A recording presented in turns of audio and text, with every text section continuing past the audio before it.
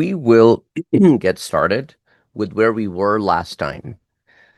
Last time we talked about object-oriented programming, and I told you that an object is something that comprises of properties, which are also called attributes or fields, and behaviors, which are written as methods. And we also discussed that these methods are divided into four categories. One of them is getter, another one is a setter. Then we have a constructor. And then we have auxiliary functions. Getters are used to get the value of the properties. Setters are used to change the value of the properties. Constructors are used to initialize the properties. And auxiliary functions are used for anything other than that. So we started working with some objects, most likely related to the robot. So we would like to create a different example today, and we would add some more concepts to that example than what we learned last time. Now, for example, if I want to create a class called motor, I will change the class name to motor right here at the top, right? If I want to create a class called robot, I would, again, change it right here. So whatever is the case, I will change it up at the top. So let's say I want to create a class called motor. So first of all, I will double click on the tab and I'll change it to motor.java. As a result, I will change this also to motor. I'll declare the properties of the class. So for example, I want to declare a private property called speed. And as I told you last time, we declare them private because we do not want to have an access from outside. Then we need to have a constructor, getter, setter. These are the three methods we create. Constructor is used to initialize object properties. Getters are used to get the object properties. And setters are used to set the object properties.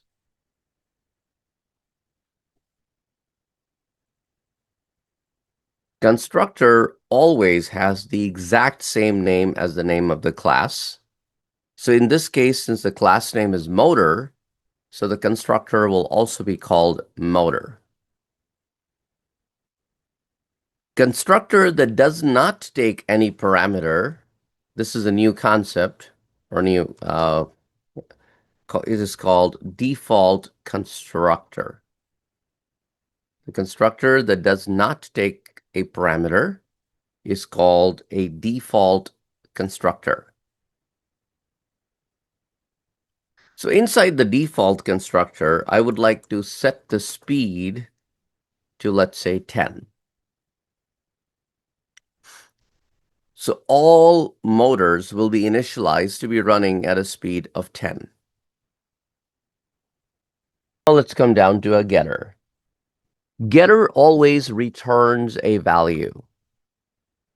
So public, because the value I'm returning is integer, because the property is integer, will be int get followed by the name of the property, return the property.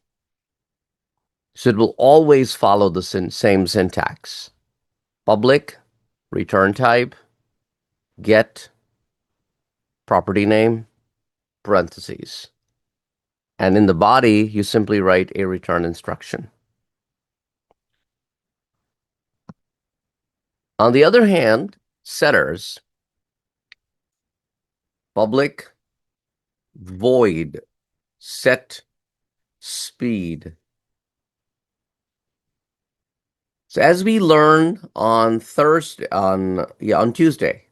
that if the name of the property and the name of the parameter are exactly same, then you write this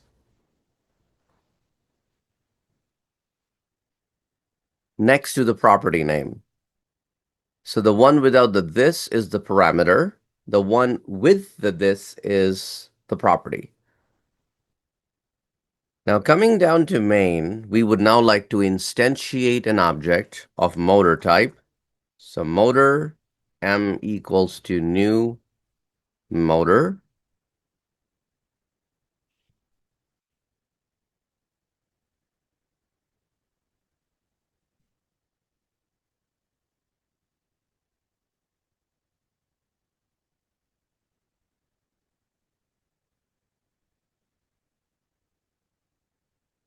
So after we instantiate an object of motor type, we are now asking the object to get me the speed of the motor.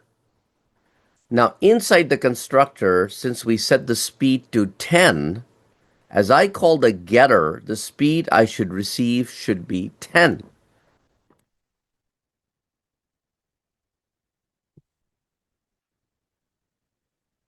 And that's the speed I received right here as well. Okay.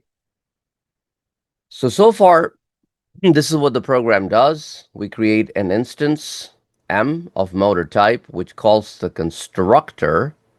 So it's calling the constructor, and the constructor is setting the speed at 10. So when I use that object to call the getSpeed method, it calls the getSpeed, which returns the current value of speed right at that spot, which is 10.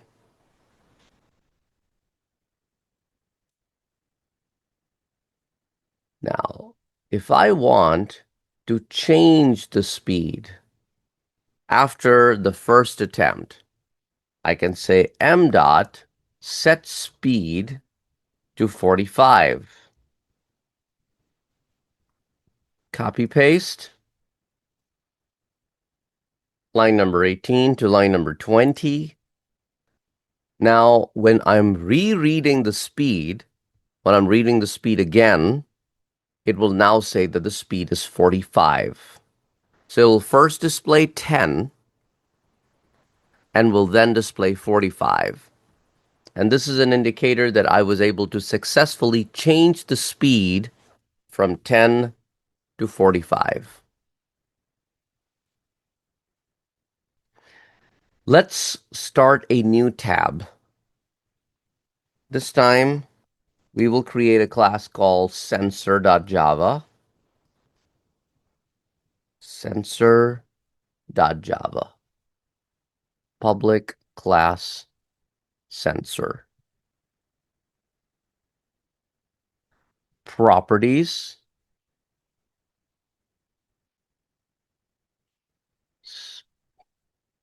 Private string type.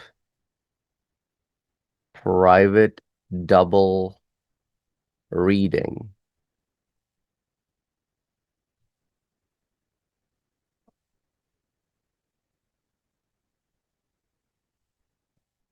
Again, we need a constructor, but this time we will need getters, 2 of them, 1 for each property, and setters, 1 for each property. Public sensor,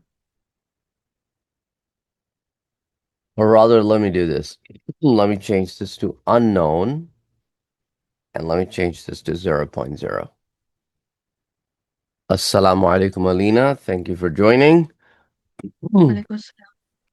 We are working on our second example. The first example we did was a review. We created a motor class, so now we are creating a sensor class with multiple properties. We're still working on object-oriented programming. Type and reading are the 2 properties. The constructor, which is the default constructor, sets them to unknown and 0.0. Now, Let me write the getter for the first property, which is type. So public string get type. Return type. Public double get reading return reading.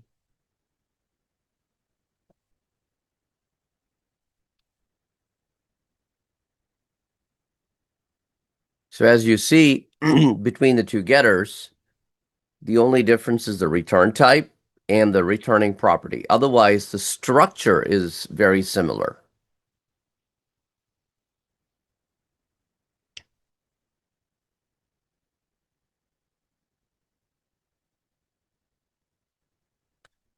So the very first setter, public void set type,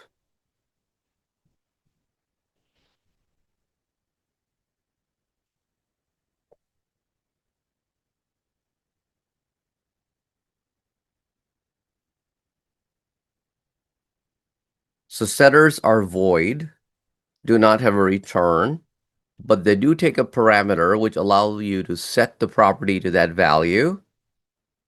And since the parameter name and the property name match, we precede the property name by the word this.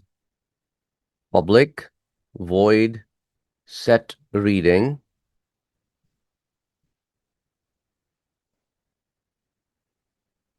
double reading this dot reading equals to reading.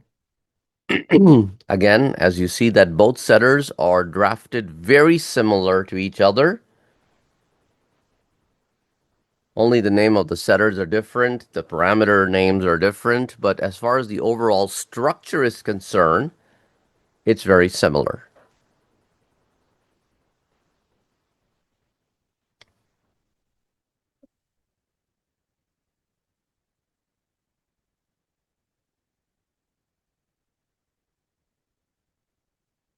Now we will code the main method.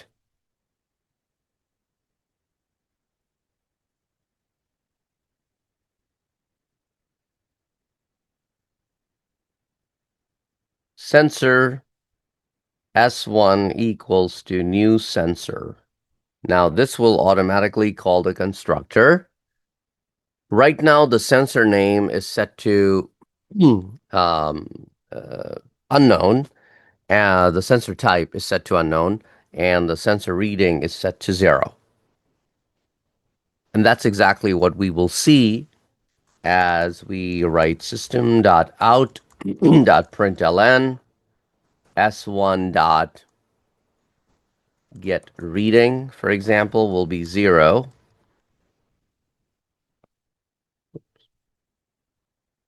And s1.getType, it will say unknown. Add the words here, type.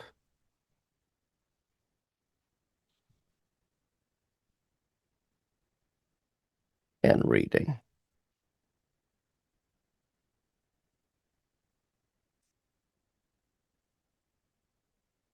Everybody got it so far?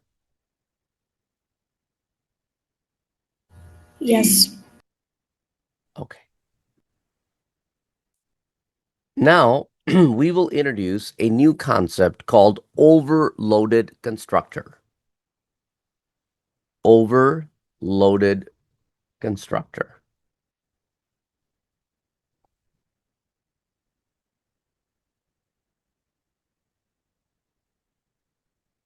An overloaded constructor is a constructor other than the default one that allows you to do something that the default constructor doesn't do. For example, my default constructor will automatically make sure that the type is unknown and the reading is 0.0. But what if I want to set the name of my type and I want to set my reading to a value other than 0? The default constructor doesn't let me do that. So what is the concept of overloaded? The concept of overloaded is if you have a method name which already exists, but the new name has different set of parameters, then the new one is called overloaded. So two methods having the same name but different parameters are called overloaded. So methods that have same name but different parameters are called overloaded. So if I create another sensor, but this time this one will have two parameters, then the second one will be considered as an overloaded constructor because I have used the same name. It's just the parameter list is different.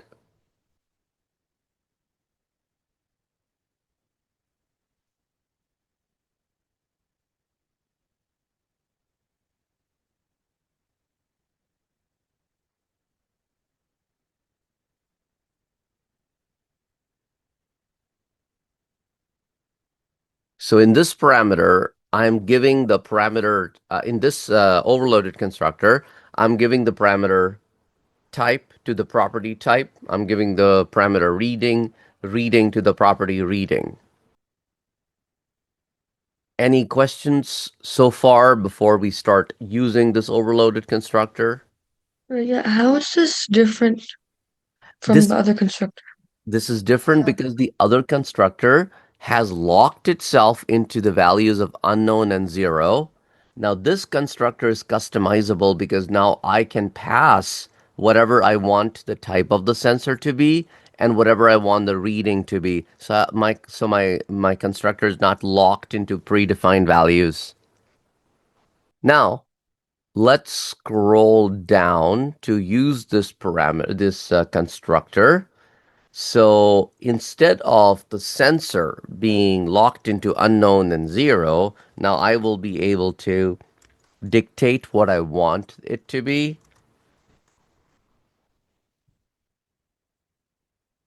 So now I am dictating it to be, instead of unknown and zero, to gyroscope and 3.5. So now when you run this example, you'll be able to see that is not unknown and zero anymore. So the overloaded constructor gives me this flexibility of setting the type and setting the speed as early as when I am instantiating objects. On the contrary, the first one didn't allow me to do that.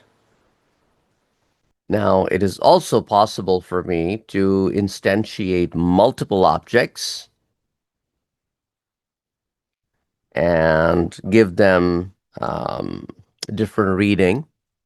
So I'm using the same type, but different readings. So first one is S1, the second one is S2. So I will copy and paste this and change it to S2.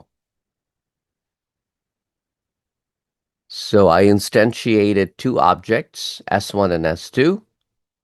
So I am displaying the type and the reading of S1 and then displaying type and reading for S2. Okay, everybody good?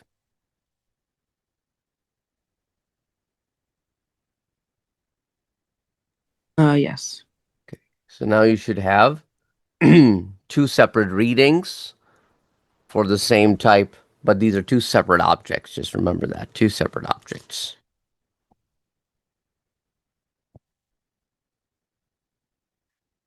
Now, just to have a little different type, so let's say if I make this one ultrasonic, so that you can clearly see that these are two separate objects. One is gyroscope at 3.5, the other one is ultrasonic at 1.5. Next, we will learn about our concept of object types called auxiliary methods. So we already learned about constructors, getters, and setters.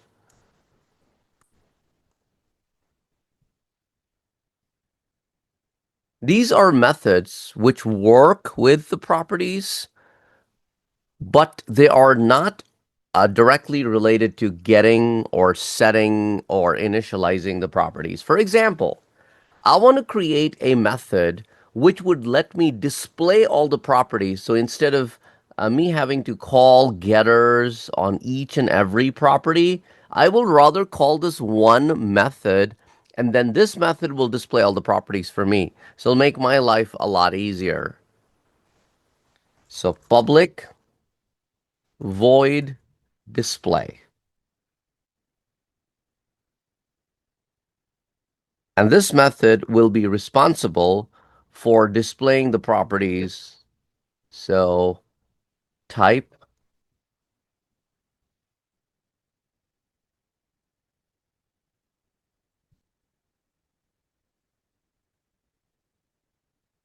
reading.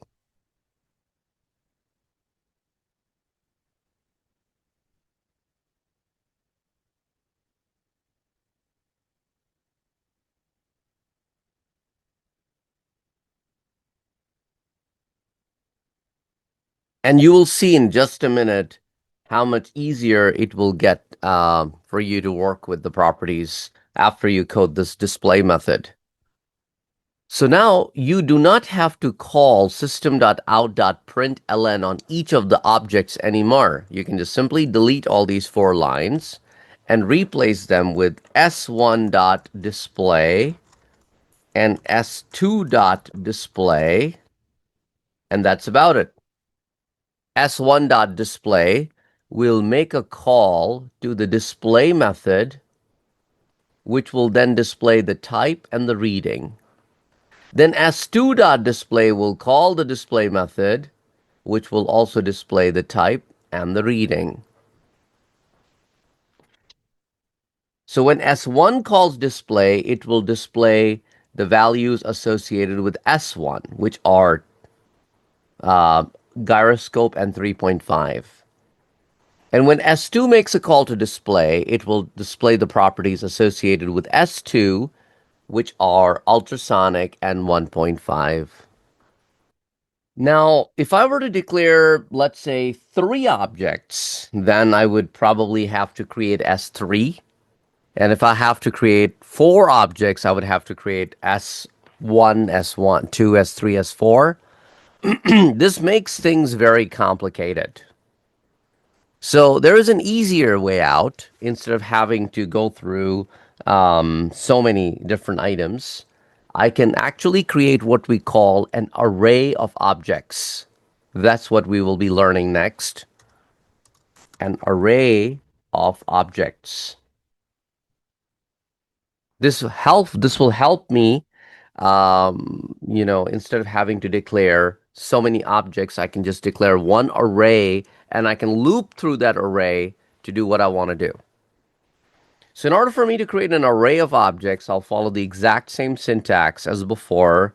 I write the data type, but this time my data type is sensor, square brackets, sensors that I want to create equals to new sensor, which is, and I tell how many sensors I want to create. Let's say I want to create 3 sensors.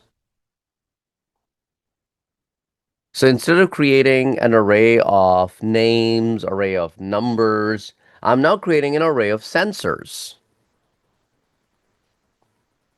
where my first sensor will be on index number 0, my second sensor will be on index number 1, and my third sensor will be on index number 2. So it's pretty much like I am creating a sensors array where I have on index number 0, one sensor, index number 1, one sensor, index number 2, one sensor. So total 3 sensors.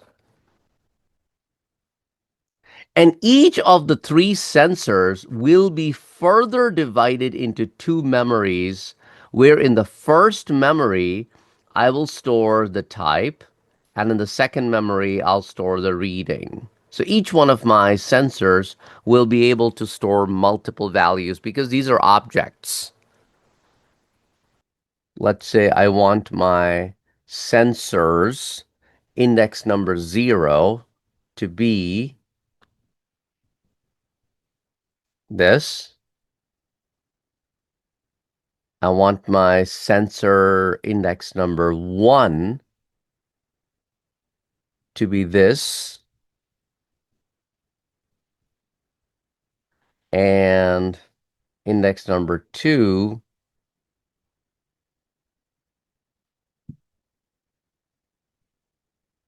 to be this. So I'll delete these S1 and S2 and display logic down from down below. So I was able to instantiate 3 separate indexes of the sensors array, of the sensor array called sensors.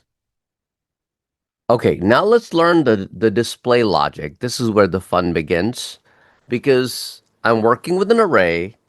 I can write a for loop which will help me run through the array. And this is the exact same logic we learned when we were working with arrays. So now I can simply say sensors index dot display. That's it.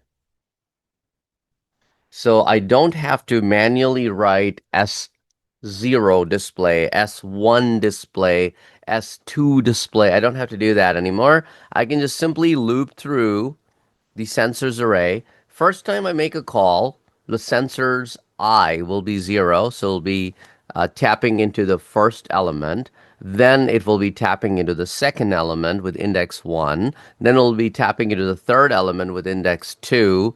And then since I don't have any more elements to process, the loop will terminate.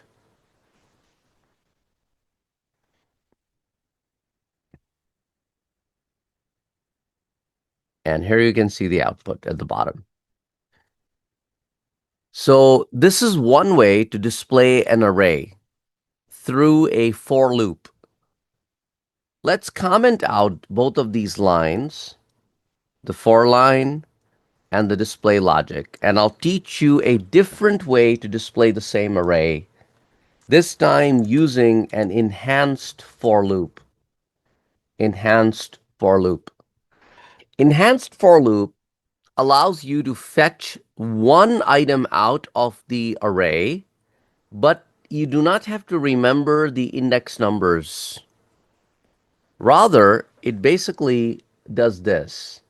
It creates a variable or an object which grabs one value out of the array, processes it, discards it, and then grabs the next value. And it does it in a loop fashion. Takes it, discards it, then grabs the next value.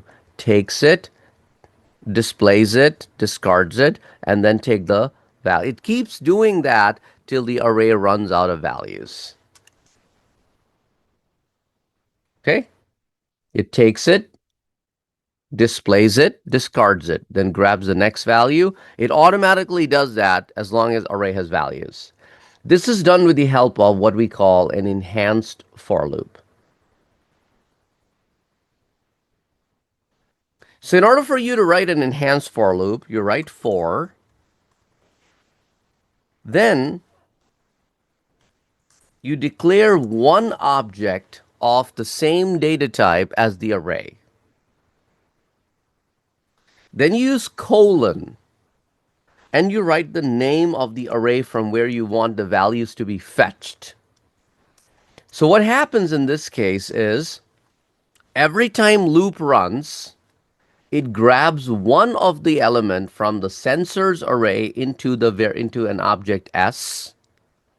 Then I use my object S to call the display method. It displays all the details of that object.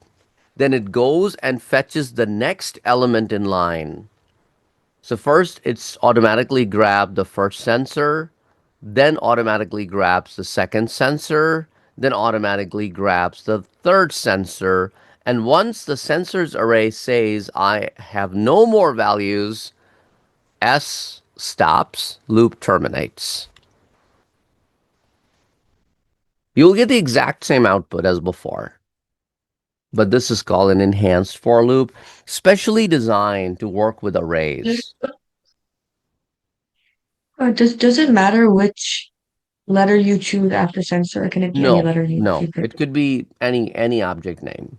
I could just say sensor with a singular means I want to grab from the sensors, one sensor at a time. It could be called X, Y, Z, whatever. It doesn't matter. The name doesn't matter as long as the data type of the object matches the data type of the array. And whatever object you use on line 47, you should have the same name on line 48. Okay.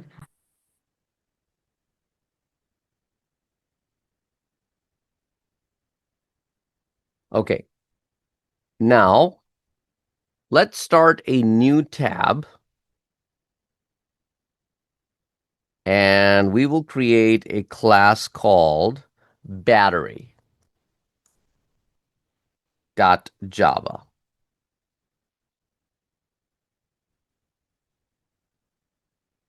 Hey, can you go back for 1 second? Sorry. Sure. All right, thank you. Uh-huh.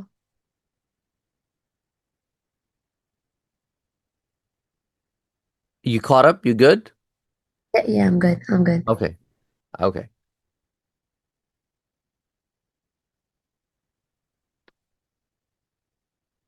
Assalamu alaikum, Hamza. Welcome. When I post the recording of the class, you can watch the recording for the parts that you missed.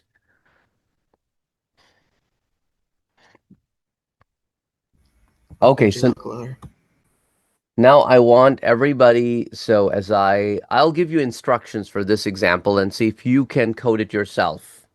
Okay?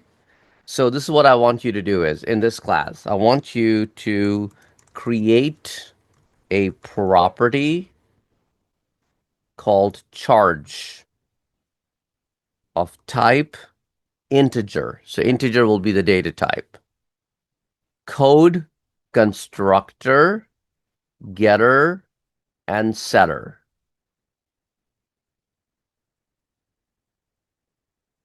In the main method, instantiate an object of type battery.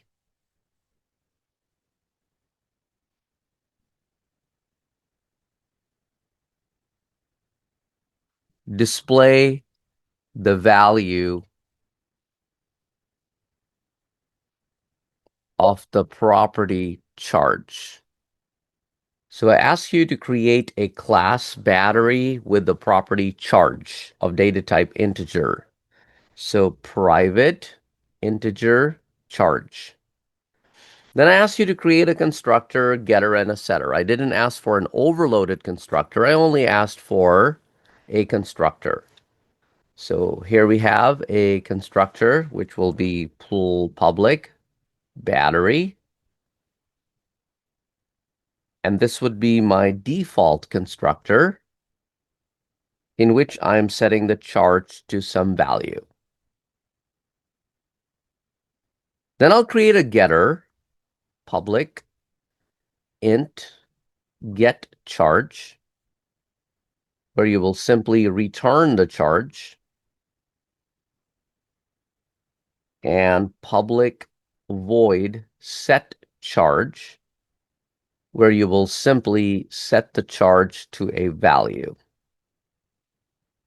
And for those of you who joined us late, as I said, you can watch the recording when it becomes available. And I hope you have watched the previous recordings as well. I have posted them, like our Tuesday class recording and the prior recordings. So far, this allowed me to create a constructor, a getter, and a setter. Then I ask you to create a main method to display the value of the property charge. So as I said, since there is only one property in this class, there's no point of having an auxiliary method. But like in our previous example, which was sensor, is where we created an auxiliary method in which we displayed things. So that is usually done if you have more than one property. So we're not doing the auxiliary method in this particular example. So we'll have our uh, main snippet here where we will create an object of battery type.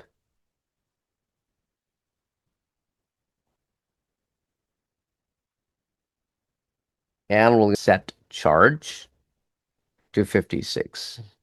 Yes, you're right.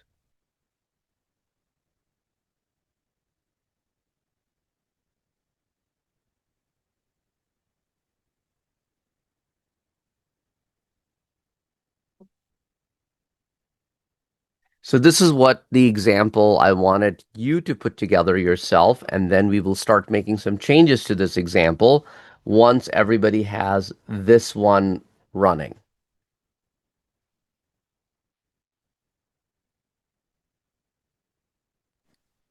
So this one will say that the battery charge is 56. Professor Yusuf, I accidentally deleted a line on the sensor.java. Could you go back to the end? Sensor.java, okay. Where exactly did you deleted the line?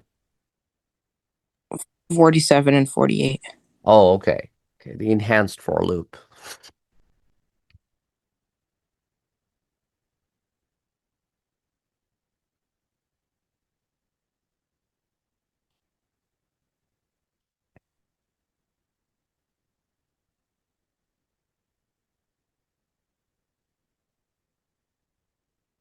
I got it, Jazako. Awesome. Okay. So now we will incorporate those components to this one that we had in our previous example. The first one was to have an overloaded constructor. And as I said, overloaded constructor is the constructor that has the exact same name as the previous constructor, but you change the parameter list. So we will have a constructor called battery, but this one will take one parameter.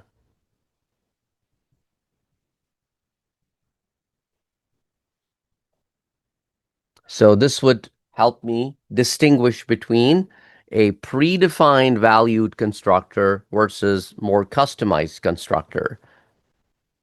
And as we learned on Tuesday, that if the name of the parameter and the name of the property are exactly the same, you precede the property with the this. I could write them in any sequence. Like I can have my main method be written first, or I could have my main method be written in the end. It doesn't matter. They can all see each other because they start calling each other at runtime. So they already are aware of each other's presence.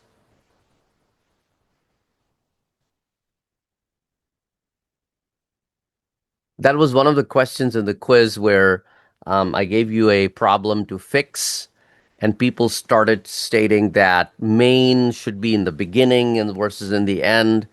That is irrelevant. Main can be anywhere within the class. Just scroll down. Yeah. Thank you. Mhm.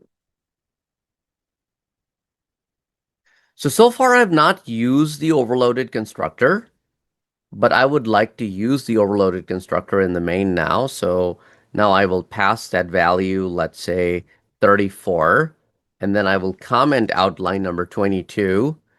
And then you will see that instead of 0, the battery's default will be 34. I could override it with 56, but I'm not planning on doing it. I want to start the battery at a certain level. So my battery is starting at level 34.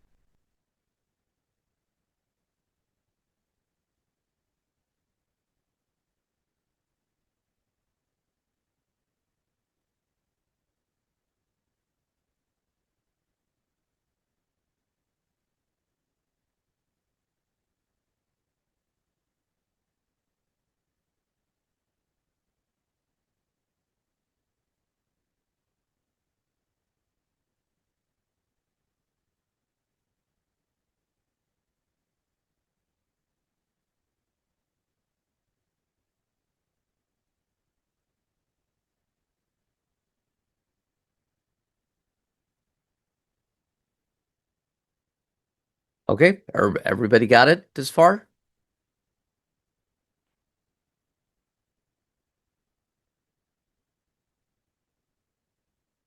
Yes. Okay. Now, one of the other things Java developers do is, if you notice, in the constructor, we have one line. Where else do you see the exact same line? What you see on line 10? 16. Yeah. Line 16? So what Java developers do sometime is, from the constructor, they make a call to the setter and pass the value, just like this.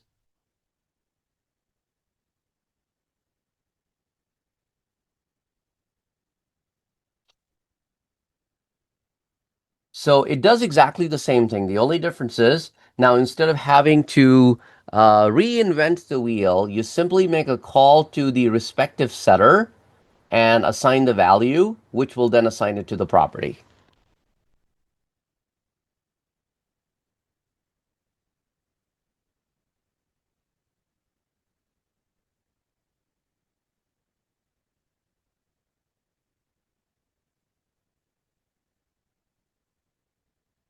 So you call the constructor, constructor call the setter, and then you will be like, why can't I just directly call the setter? You can't call the setter directly until an object comes into existence.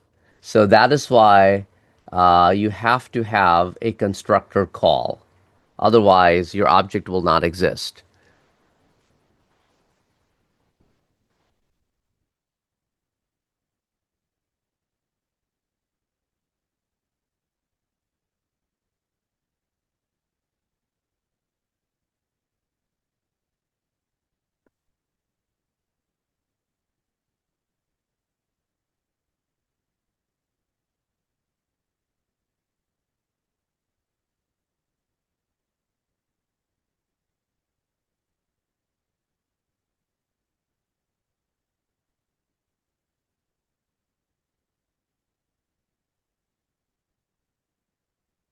Okay, everybody got this?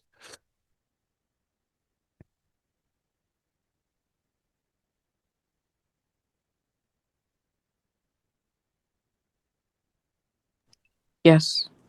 Now let's go down and create an array of objects. So instead of having a single battery, we want to create an array of objects. So let me, for now, delete everything in the main. And let's create an array of objects of battery type. So we will have batteries, and this will be an array of battery of size 4.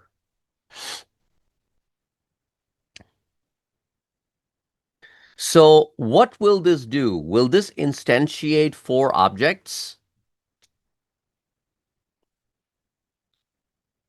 That's a tricky question, though. Will line 21 instantiate 4 objects of battery type?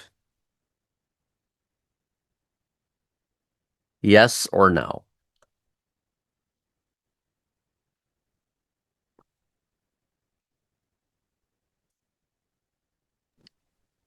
Won't it be 5 because that's the index number? Yeah, no. If 4 means 0 through 3. 4 doesn't mean 0 through 5. 0 through 4. It doesn't mean that. 4 means 0 through 3. It's a total of 4. Okay? Okay.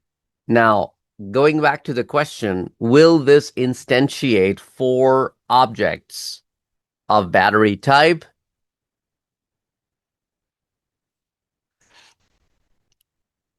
So Abdurrahim answered it, no, you have to instantiate all of them by assigning values. And that is correct, because right now what you have is you have requested the computer to give you 4 blocks of memory. That's all you have asked for. Index numbers 0, 1, 2, and 3, total of 4 boxes. But these boxes do not have any values in them. How do you put value in an object? Initially, how do you would put a value in an object?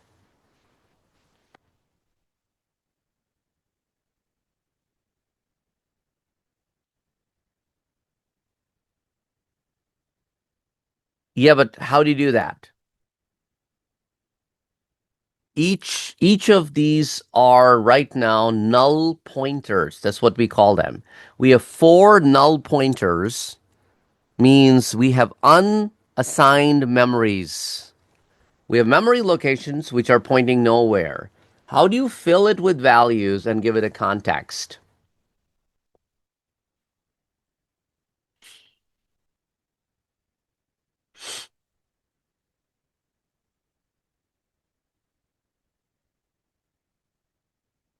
How do you make these null pointers actual objects?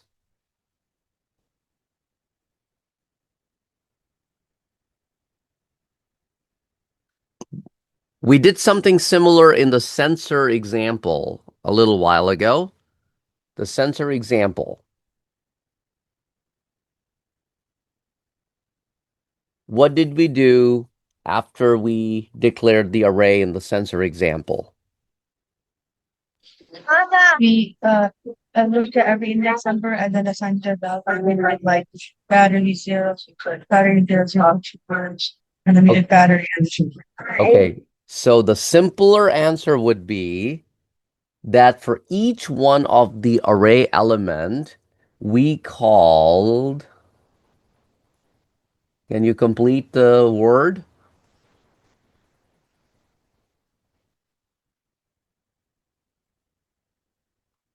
Who did we call?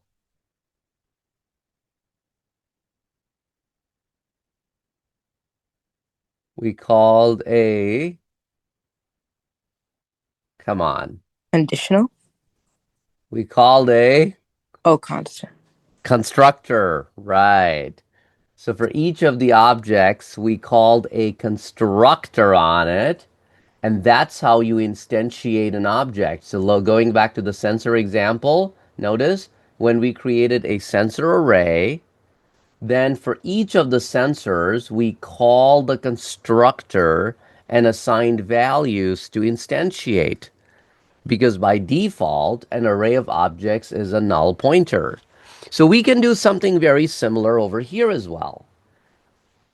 So I can say batteries 0 equals to new battery, and I can assign this a value. Then I can assign a value to index number 1 and index number 2 and index number 3. So each one of them will have their own charge.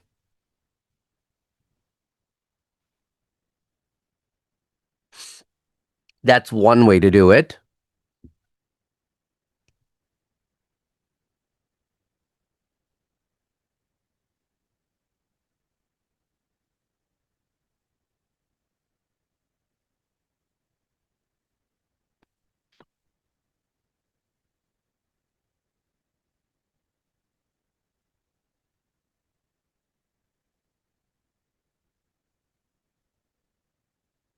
And then I can use an enhanced for loop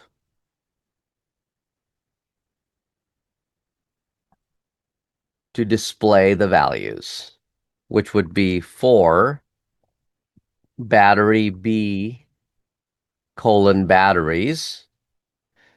And then I can have my output instruction to say that the charge is whatever the B represents each element coming out of the array dot get charge. So as we learn in our previous example, what B does, it starts grabbing one value at a time from the batteries array and starts calling the value of charge on it. And it keeps doing it till the batteries array that says that I don't have any more values.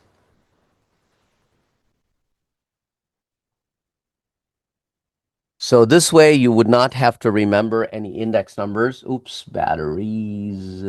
I misspelled the batteries here. Sorry, batteries. Batteries. batteries. Thank you. Yes.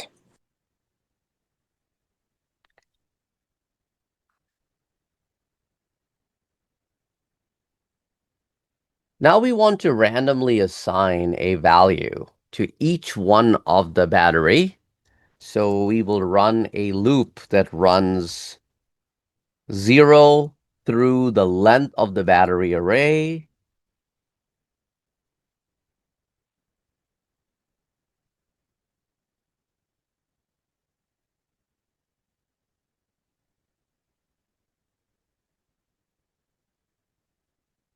Battery.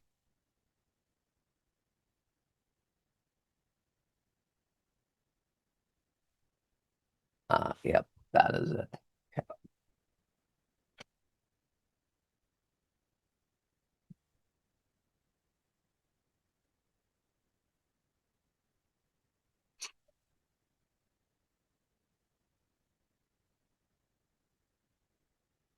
Code should work. Lines 22 and 23 is what we have added, and we have removed 4 lines of code.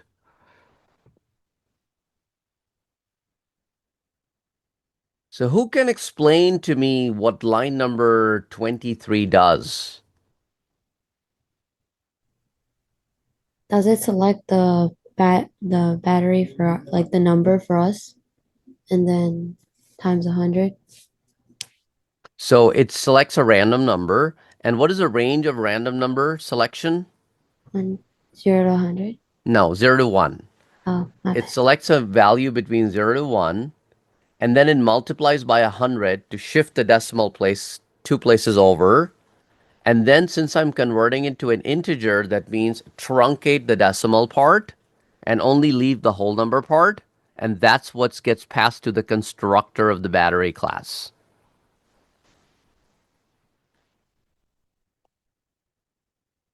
So it chooses a random number between 0 through 100 and assigns that to the battery. And that's the whole point of multiplying by 100 and then truncating the decimal, because the charge is of type integer, not a decimal. So we are able to randomly assign 4 values to the 4 objects of the battery type, and then we displayed them. So we have used 2 different types of loops to work with the same array. First, we use the regular for loop, and then we use the enhanced for loop.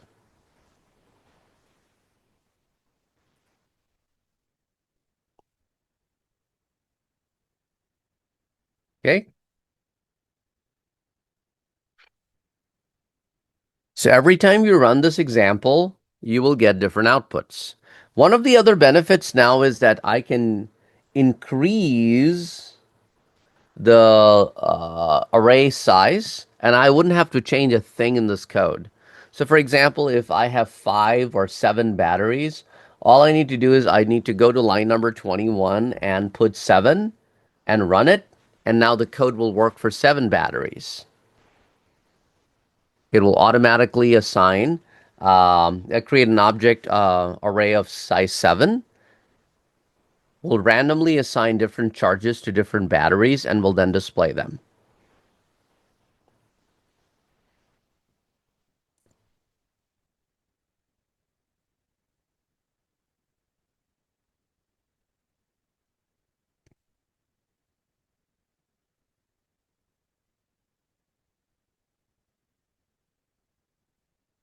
Okay, are everybody caught up with this example so far?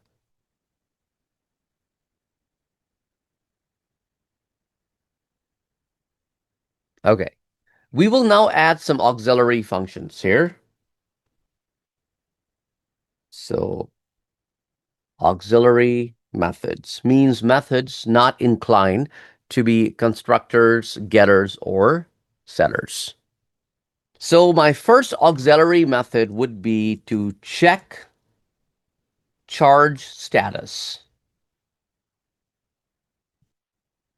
So I'll call this one public void check status.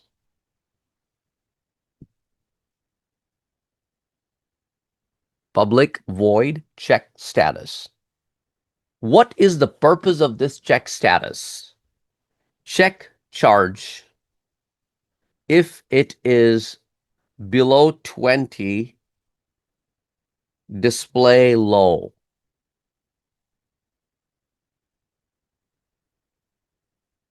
Otherwise, display okay.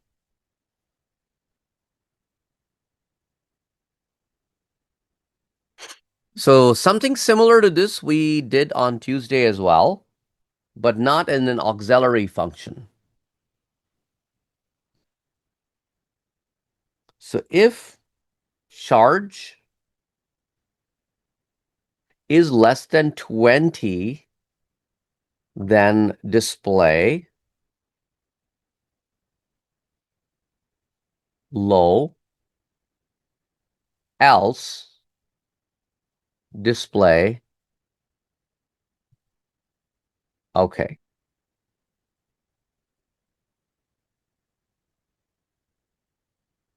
Okay, everybody got it so far? So now I'm going down to line number 36, where I have my display logic. So I will be enhancing my display logic. I'll display the value of charge, and then I will be displaying the decision.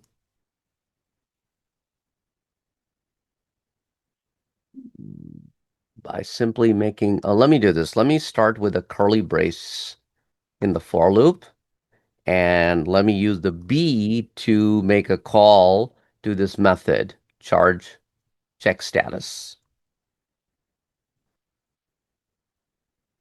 So depending on the value of charge, it will automatically display low or okay.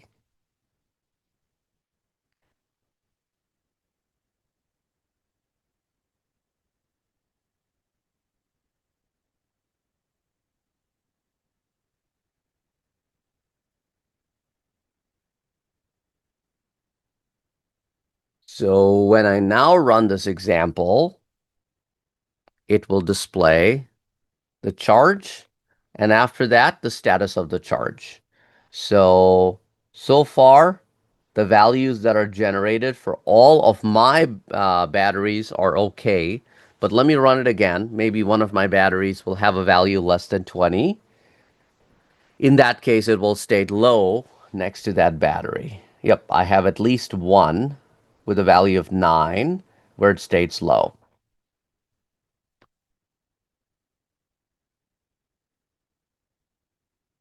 Yes.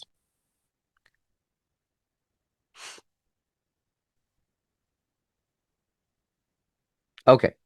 Now let's create another auxiliary method called drain, which would let me drain the battery. But this time it needs one parameter because I want to pass the value that how much I want the battery to be drained by. But I need to make sure one thing that I should not drain my battery less than 0, right? So that's the main logic behind this method is public void drain, and it will take an integer amount to drain the battery by that amount.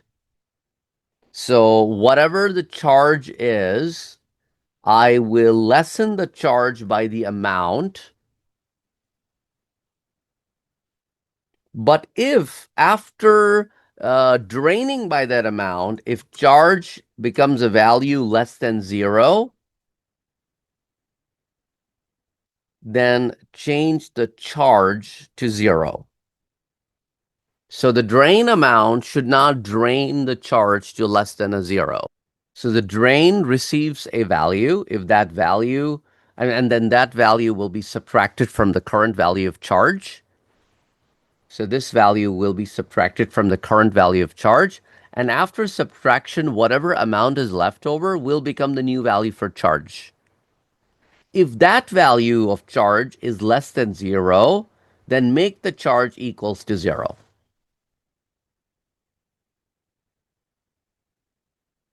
Did everybody follow this logic here for the drain method?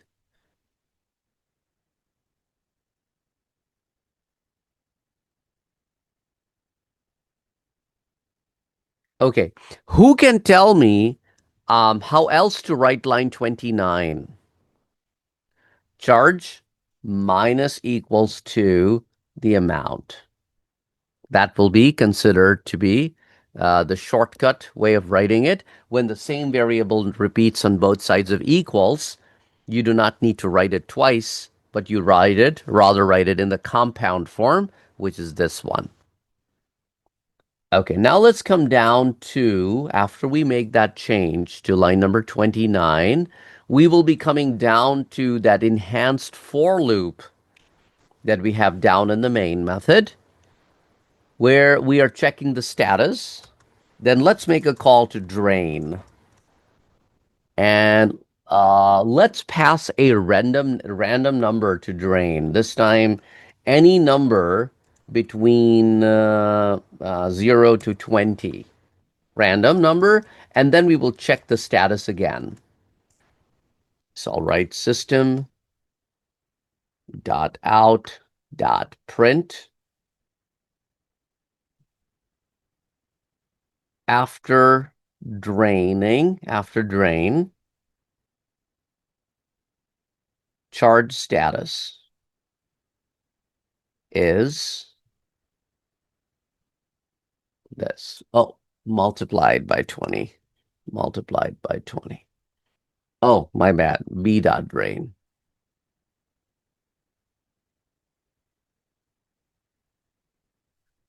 So it was at 72. So the status was okay. Even after the drain, the status was okay. Then we had a charge of 1. It became low, of course. And then we had a charge of 55. It was okay and remained okay. We had a charge of 6 that became low. Charge of 35 was okay, but stayed okay. But charge of 23 was okay, but then became low. And I mean, like, of course, you would have different numbers than I do, but this is how we are looking at the current value of charge, and then we have a drain operation, and then we check the value afterwards as well. So we have a couple of auxiliary methods in this example. One is check status, which checks the current status of charge, and the drain, which reduces the charge by a certain amount, but making sure the charge doesn't go, and the drain doesn't go, makes sure that the charge doesn't go past 0. Okay?